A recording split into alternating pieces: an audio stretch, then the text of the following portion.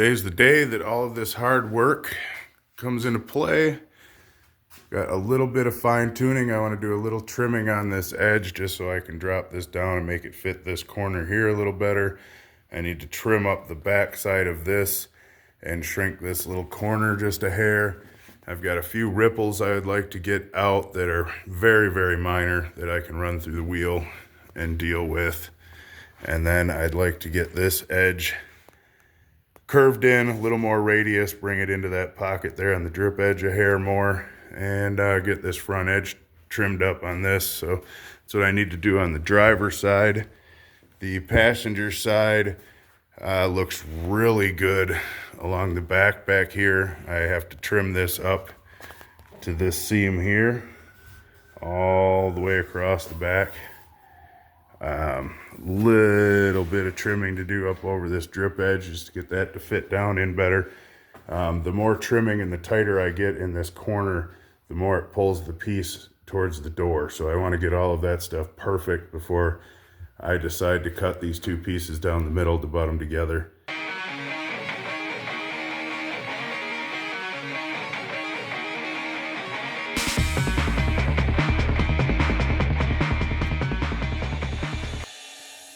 We are getting ready for the point of no return here. I've got the passenger side all fastened down exactly where I want it to be. It's nice and tight all the way along, front and rear.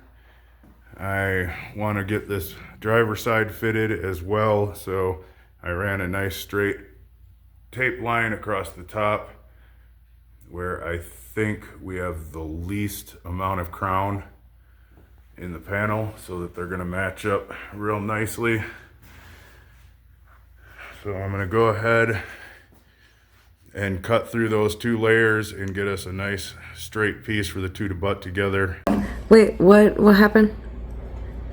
I barbecued my shirt.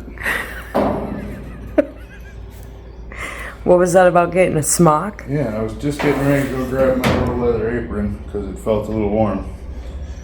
So apparently I need to go get a new shirt. Unless this is like a new fad going on or something. I doubt it.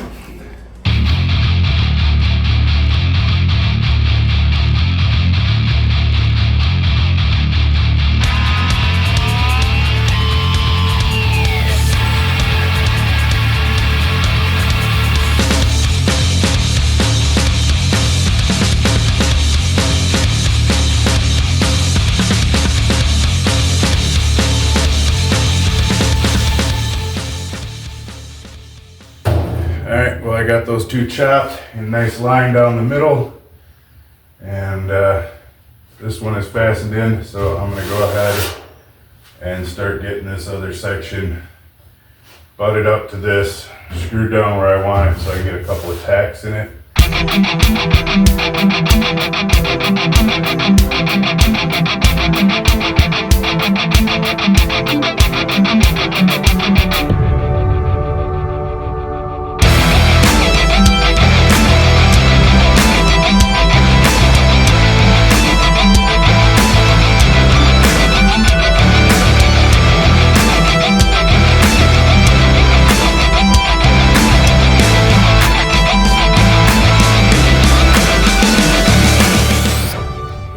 Really hoping I could get these tacked together and then take it off and cut the roof out, but I've got such a tight gap here that just a little bit of shrinkage from the tacks is already starting to make it so that they're going to overlap and I can't line the pieces up correctly.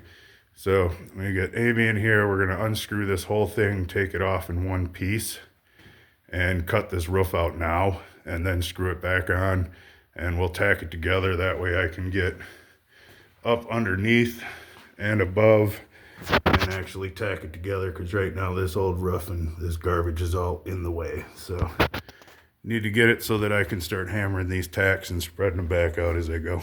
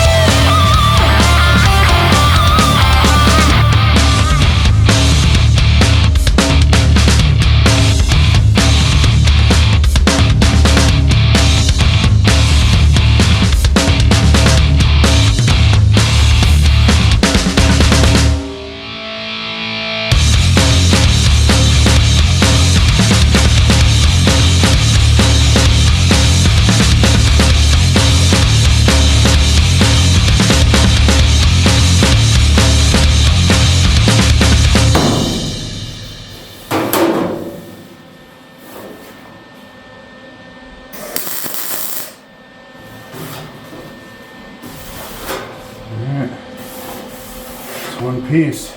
I want to trim back where this black line is all the way around just so I can get a really nice smooth weld edge right to the top of that seam. I'm going to have to make a little patch panel for this corner. And this corner as well, which shouldn't be bad if you step back and look at it. I mean, it is amazing the difference right now, but it is still a little bit high in the center. So as much as it kills me, I am going to take the screws out, trim up where I've got my lines, and then run this through the wheel a little bit more just to try to bring the sides up so I have a little less peak there where the weld seam is. Okay, so we're slowly getting this tacked in. I got half of the rear side in place and tacked about every half inch or so, and then I'm slowly going back and filling as I move along and it cools.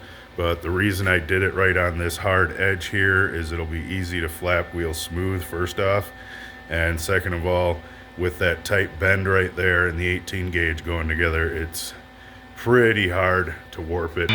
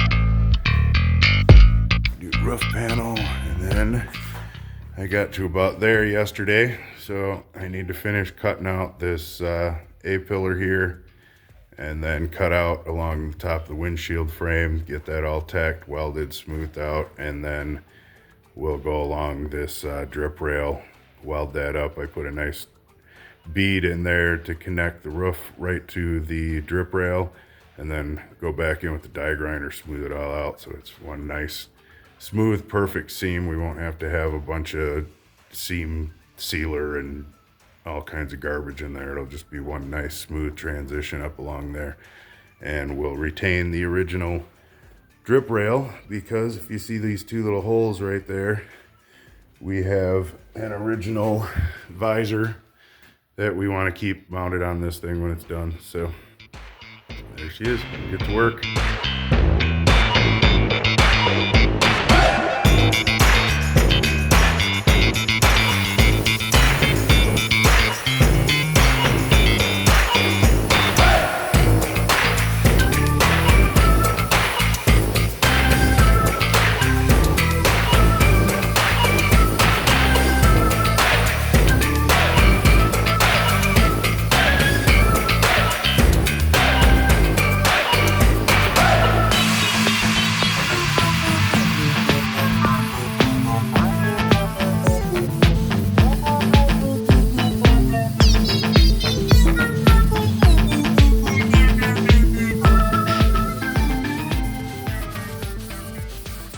All right, we've got a little celebrating to do. If you remember, this is the mess that was on the top of the F1 cab originally, and you can imagine how much filler you would need to put on something like that to get it smooth.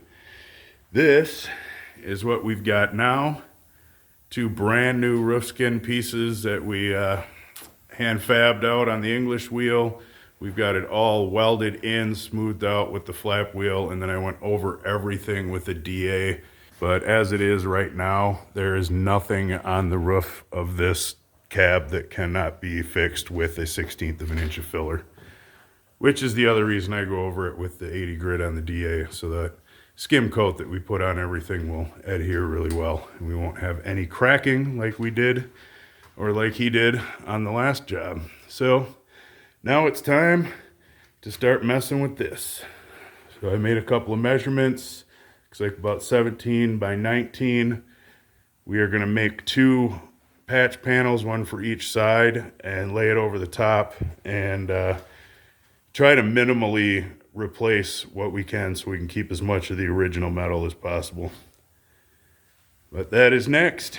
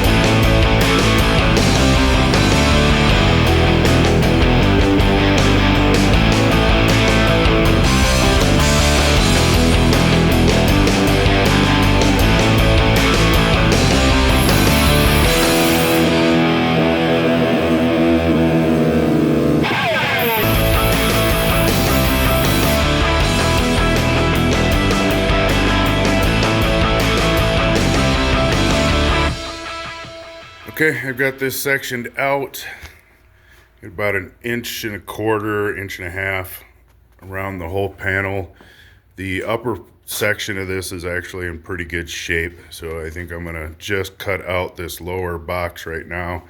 I did make a patch panel for the corner. It fits pretty well, but until I get rid of this lumpy mess under here, I can't really see how nice and tight it fits and start trimming on it. So I'm gonna cut this big bubbly section out of here first, do the little tweaking and everything to get this thing fitted correctly, and then I'll decide whether we're gonna replace the whole panel all the way up. This area right here was originally lap welded. I carefully cut it apart, opened it back up so I can get it laid even and get the 2 pieces butt welded together and have the metal actually lined up correctly so we don't have any weird ugly weld bumps or anything like that. I'll show you on the other side what it looked like originally, like so. So yeah, cut that out, got rid of the extra layer of metal around back, cleaned it up, got a nice seam now to weld everything back together. I left this top dome there and a good section along the bottom, and then I cut below the weld. See, the rest of this weld along here, we're gonna have to cut open and re-body work and do basically what I did in this little section up here to the whole bottom along the other side of this window. But for now, we're just dealing with this corner. So now I've got a nice uniform place to place my panel. So I'm gonna start taking this panel, trimming it, get it to fit nice and tight up against this area here, and then I'll decide how much of the panel I'm actually gonna use. I got this piece tacked in.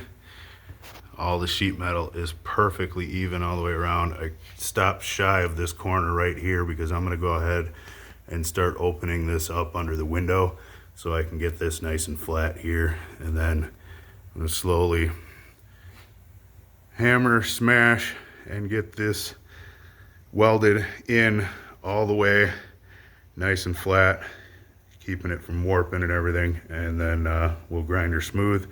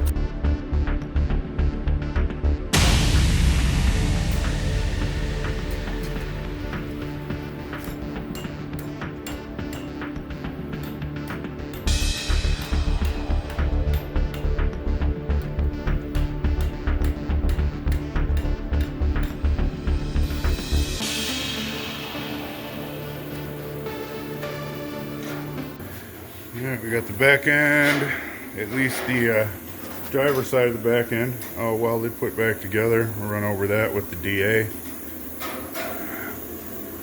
We knocked out this little panel for the corner here, just sitting in this pile, ready to get welded in. And Amy is just finishing up getting this last little piece for the gas hole. Gas hole.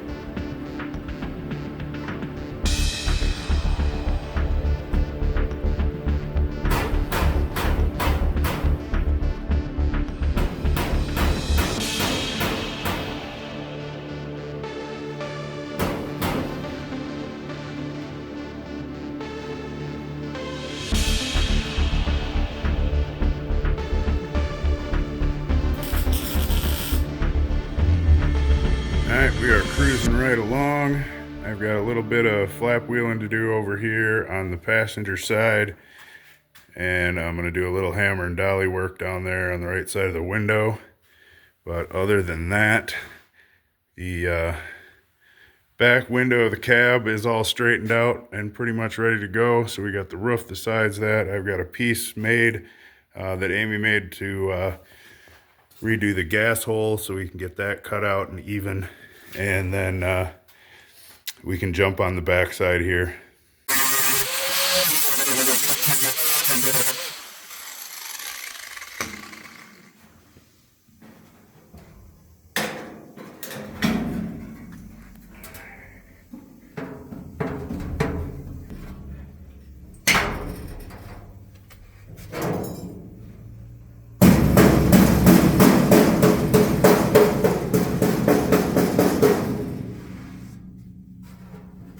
A little early to be sanding on it until I do the repair, but I really want people to see just how caved in this is before we get started, so you can see what an improvement it is when we get done.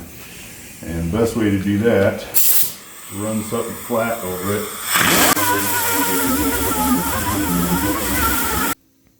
Alright, so you can see this is all good. Right about there, it starts to cave in. And this whole area, this is the lowest spot, is probably close to 1/4 to 3/16 of an inch really low. So we're going to cut that area out just like we did on the other side, grind the weld off, get rid of the overlap where the weld was, but weld this together, get it looking nice. Alright, we are going to start moving on to some huge things with this cab now that we've got it back together and in one piece. Before it goes onto the chassis for us to figure out the firewall and the floor, I still need to do this rear panel back here. It's a little wavy. So I'm going to cut that whole piece out and replace it all as one. You can see I didn't even bother sanding back there. Pretty much everywhere that isn't nicely sanded on the back of the cab will be getting replaced. The back window is repaired back together. The new roof skin is on and built. And I repaired these front kicks out here where they were just warped to hell and dented all out. So those are nice and smooth. Nothing on here should need more than like 1/16 of an inch of filler to get it smoothed out, primed, and ready for paint. Push the button, push the button, push the button, push the button, push the buttons.